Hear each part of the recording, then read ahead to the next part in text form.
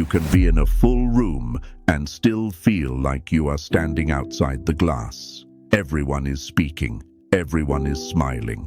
Nothing is technically wrong.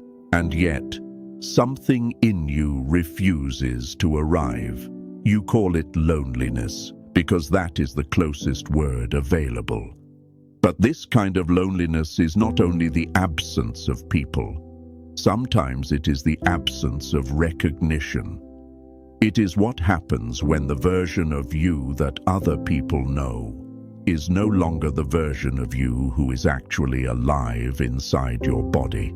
So you sit at the table, you answer the questions, you perform warmth. And some quiet part of you begins to understand that belonging to the old life now requires betraying the new one. Most people treat this loneliness as a personal failure. They assume it means they are too sensitive, too complicated, too hard to love, or too damaged to connect. But that interpretation is too small. Many people inherit a role long before they develop a self. You become the reasonable one, the strong one, the invisible one, the helper, the achiever, the peacekeeper, the child who does not need much.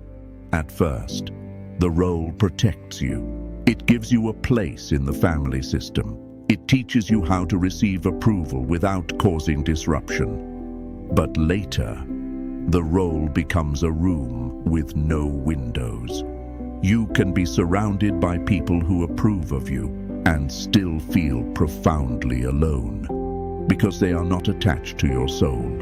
They are attached to your function. The major reveal is this: some loneliness is not asking you to find more people.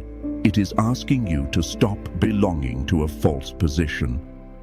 This is why the loneliness often intensifies, right when your life looks more stable from the outside. You are not necessarily being abandoned. You may be being separated from an identity that was built around performance. Jung called attention to the unlived life, the parts of the psyche that remain buried while the acceptable persona manages survival. When those buried parts begin to rise, the old social world can start to feel strangely hollow. Not because everyone around you is evil, not because love was fake, but because the agreement changed. Your nervous system no longer wants applause for playing a role that costs you your own presence. This is the stage where familiar relationships begin to feel thin. Conversations that used to comfort you now exhaust you. Advice that used to sound wise begins to feel like a cage. People ask why you are distant, and you do not know how to explain that the distance did not begin with them. It began with the realization that you have been showing up as a translated version of yourself.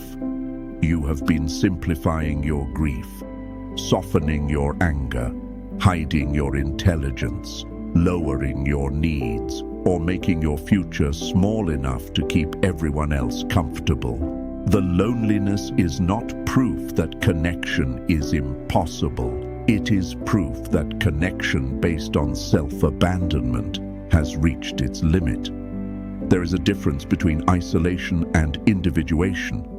Isolation says, no one can reach me. Individuation says, I can no longer disappear just to be reached.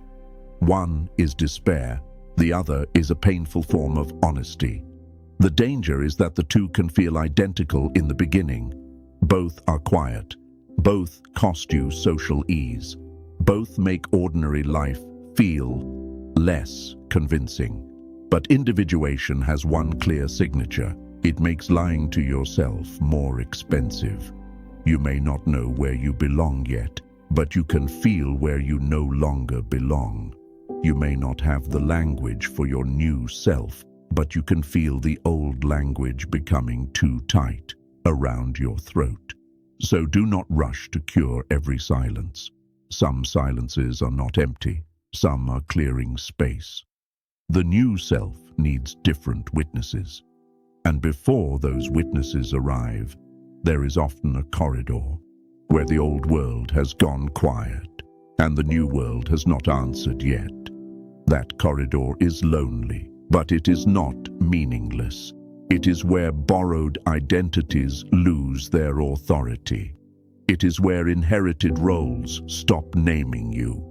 It is where you begin to understand that being misunderstood by the wrong people may be the first honest proof that you are no longer abandoning yourself for belonging.